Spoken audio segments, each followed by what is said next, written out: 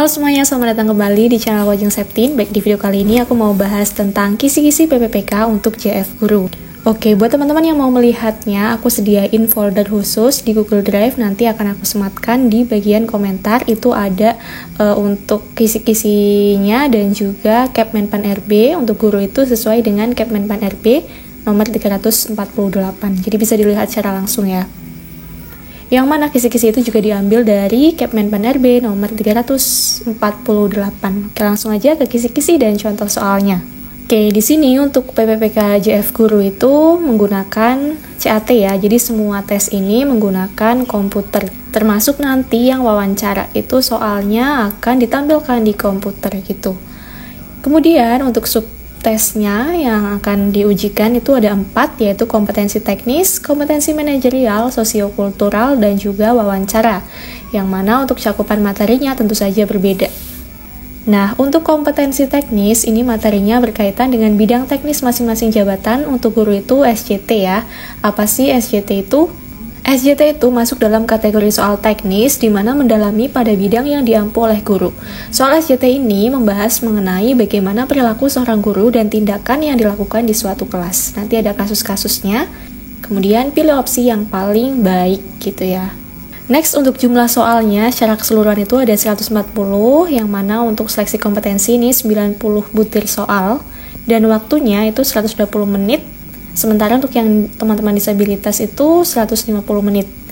Dan untuk bobot soalnya ini, apabila teman-teman menjawab dengan benar, itu akan dapat poin 1 sampai 5, tergantung opsi yang dipilih. Nanti pilih yang paling baik gitu. Tapi kalau misalkan tidak menjawab, itu akan mendapatkan skor atau poin 0. Jadi usahakan dijawab semuanya ya. Untuk nilai tertingginya di bagian seleksi kompetensi teknis ini 450.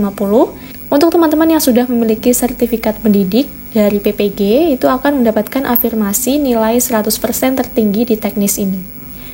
Kemudian buat yang belum, silahkan bisa belajar materi yang berkaitan dengan SJT guru gitu. Nanti di YouTube, TikTok tuh banyak pembahasan yang dilakukan oleh konten kreator.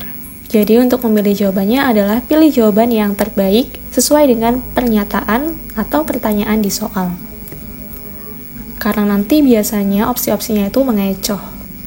Kemudian sub yang selanjutnya itu ada kompetensi manajerial. Ini diambil dari Permenpan RB nomor 38 tahun 2017 tentang standar kompetensi manajerial, yaitu ada 8, yaitu integritas, kerjasama, komunikasi, orientasi pada hasil, pelayanan publik, pengembangan diri dan orang lain, kemudian mengelola perubahan dan pengambilan keputusan.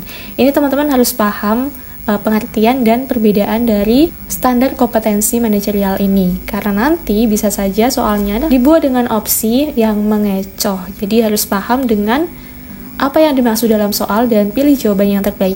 Untuk soal manajerial ini ada 25 butir soal. Waktunya itu masuk dalam 120 menit bersama kompetensi teknis, sosiokultural, manajerial.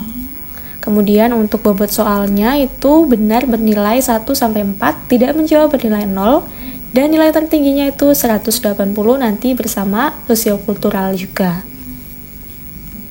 Next, yang selanjutnya ada sosiokultural, itu berkaitan dengan kemampuan berkomunikasi, bekerja sama dengan tim, memahami dan menghargai keberagaman budaya yang meliputi penilaian kepekaan terhadap keberagaman, kemampuan berhubungan sosial, kepekaan terhadap pentingnya persatuan dan juga empati. Untuk soalnya ini ada 20 soal ya, dan benar bernilai 1-4 poin. Kemudian apabila tidak menjawab bernilai 0. Jadi usahakan dijawab semuanya. Dengan cara untuk bisa mendapatkan poin 4, pilih jawaban yang terbaik sesuai dengan konteks soal. Karena opsinya biasanya tuh baik semuanya. Yang terakhir yaitu ada wawancara. Untuk wawancara di sini bukan wawancara lisan, melainkan ada soal yang ditampilkan melalui CAT atau komputer. Nanti teman-teman menjawab soal itu. Jumlahnya ada 10, waktunya 10 menit, untuk disabilitas 15 menit.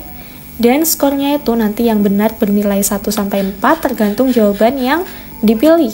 Kalau paling bagus ya nilainya 4.